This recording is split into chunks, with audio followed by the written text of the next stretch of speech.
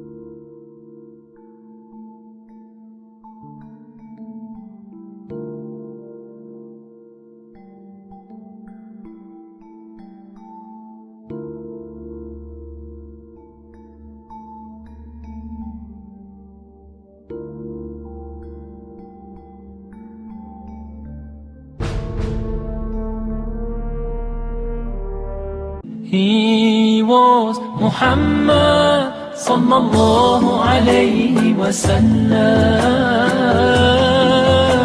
Muhammad, mercy upon mankind, teacher of all mankind. Aba al-Qasim, ya Habibi, ya Muhammad. He prayed while others slept, while others ate, he'd fast. While they would laugh, he wept until he breathed his last. His only wish was for us to be among the ones who prosper. Ya Muallim, peace be upon you, truly you are our teacher.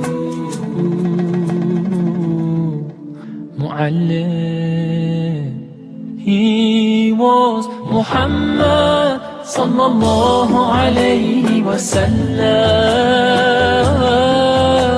Muhammad, mercy upon mankind, teacher of all mankind.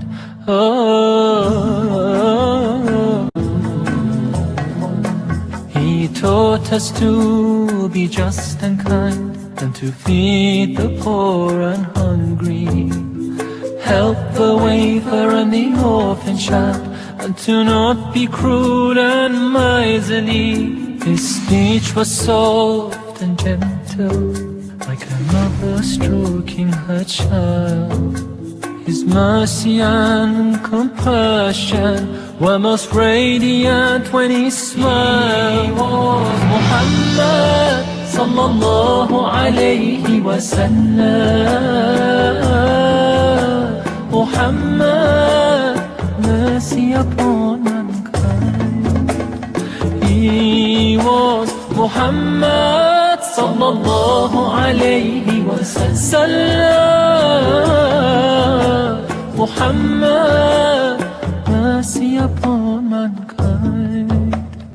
Teacher of all mankind. أبا القاسم يا حبيبي يا محمد.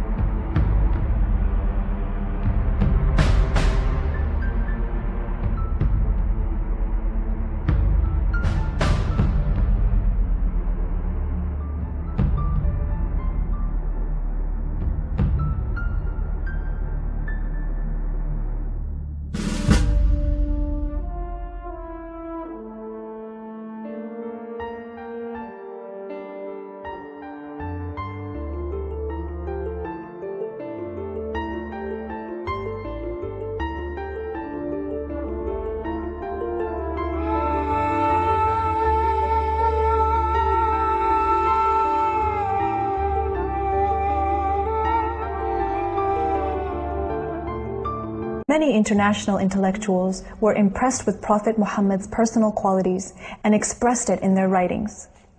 Lamartine, the famous French historian, in his book The History of the Turks, said about Prophet Muhammad, "If greatness of purpose, smallness of means, and outstanding results are the three criteria of human genius, who could dare to compare any great man in modern history with Muhammad?"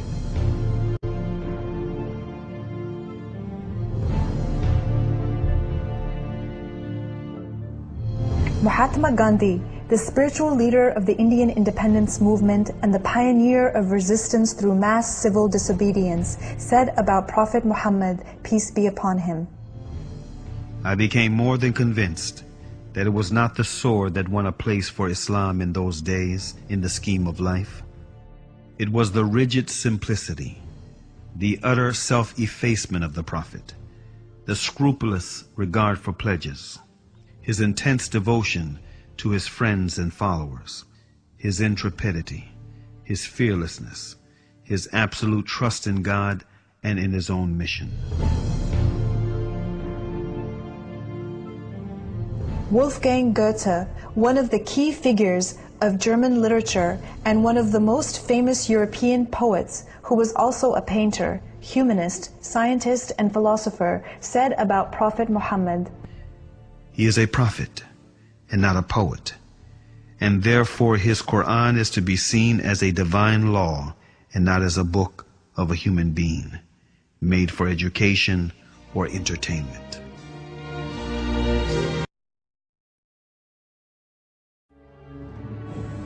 That the Holy Prophet Muhammad sallallahu alaihi wasallam was mentioned by name in the Bible. I have read the Bible through many times, and others such as I have read it many more times. What has happened is this: the Old Testament, according to Christian authorities, was preserved in the Hebrew language. In the Old Testament, in the Song of Solomon, chapter 5, verse 16, in the Hebrew language, it reads, "Hikko mamittakim vi kullo Muhammadin zahdudi vi zahra'i bayna Jerusalem." Song of Solomon, chapter 5, verse 16. The word Muhammadim is Muhammad, im, I am im. Im is a plural of respect in Hebrew. You see the first verse of the Bible, book of Genesis, chapter 1, verse 1. It says, in the beginning, God created the heavens and the earth. The word God in Hebrew there is Elohim.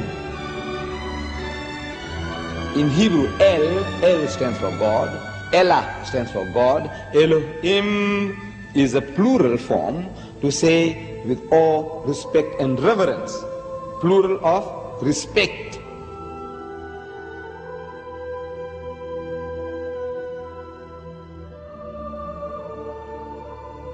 The word is there in the Hebrew language.